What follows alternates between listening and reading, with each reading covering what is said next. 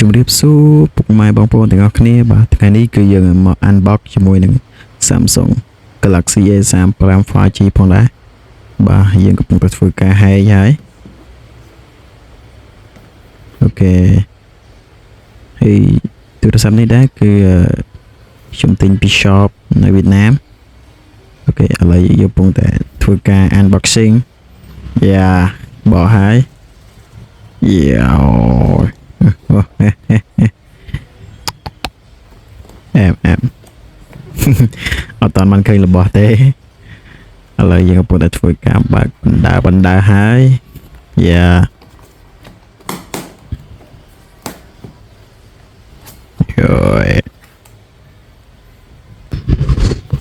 ហួយយើងបកបណ្ដើហើយយ៉ា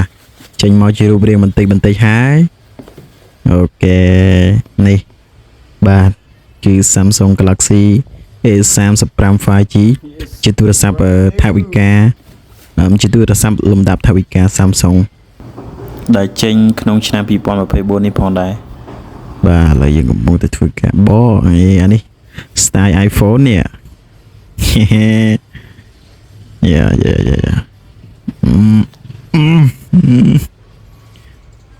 យ៉ាអូចេញរូបរាងមកហើយ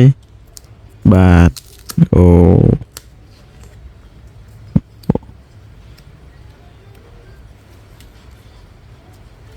យ៉ា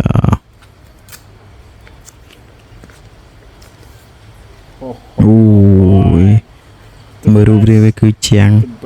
ស្អាតមែនតើគឺទូរស័ព្ទ Samsung លំដាប់ថវិកានេះគឺស្អាតមែនតើអូយ៉យស្អាតអែមមកយេជាង flex មកតែ200ជាងនេះអ្នកនេះ250ខ្ញុំទិញនៅវៀតណាមអូទូរស័ព្ទល្បាតនេះគឺល្មមប្រើហើយគឺ Samsung ចេញទូរស័ព្ទមកជំនាន់នេះគឺធ្វើបានល្អហើយសម្រាប់ spec របស់វាគឺថាគឺល្អសមនឹងតម្លៃមែនតើគឺវាអត់ចាញ់សម្រាប់ទូរស័ព្ទលំដាប់កណ្ដាលរបស់ចិនហ្មងទេបាទបើអ្នកដែលស្រឡាញ់ Samsung គឺថាយក Samsung តែហ្មងទៅបើគឺថាក្នុងប្រអប់វានេះគឺមានតែខ្សែសាកអីជាមួយនឹងបញ្ចូលចាក់ស៊ីមទេហើយនឹងសភៅ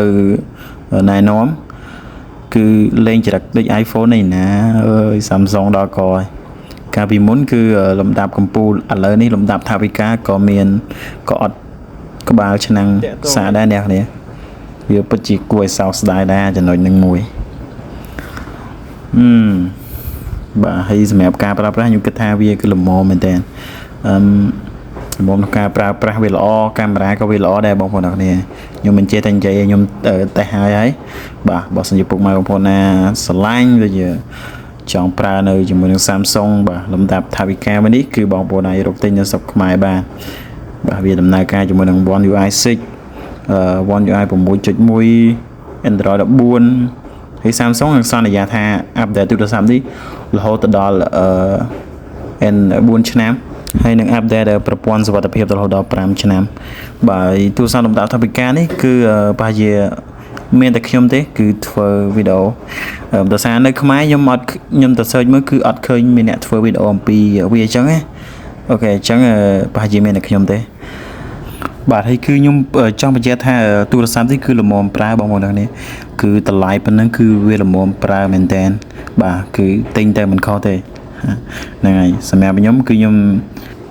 បាទរីកខមមិនឲ្យបងប្អូនប្រើទូរស័ព្ទនេះបើសិនជាបងប្អូនណាចង់បាន Samsung អញ្